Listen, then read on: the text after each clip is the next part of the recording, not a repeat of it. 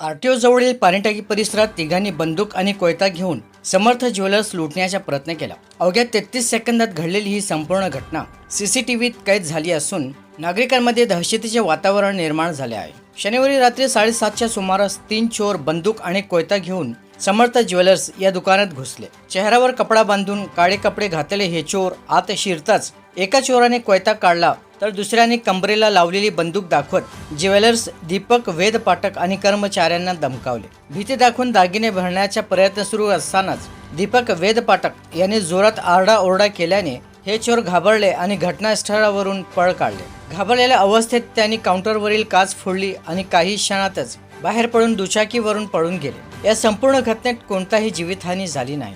घटनेची माहिती मिळताच विजापूर नाका पोलीस ठाण्याचे वरिष्ठ पोलीस निरीक्षक दादा गायकवाड तसेच आयुक्त विजय कबाडे, डॉक्टर अश्विनी पाटील आणि एसीपी दिलीप पवार यांनी घटनास्थळी धाव घेतली। पोलिसांनी परिसरातील सीसीटीव्ही फुटेज तपासायला सुरुवात केली असून चोरांची ओळख पटवण्याचा प्रयत्न सुरू आहे। अवघ्या 33 सेकंदाच्या या घटनेने सोलापूरकरांमध्ये प्रचंड दहशत निर्माण केली आहे। शहरात अशा प्रकारे चोरांनी बंदूक आणि कोयता घेऊन केलेल्या लुटीचा प्रयत्न हा सोलापूर पोलिसांसाठी एक मोठे आव्हान ठरणार आहे।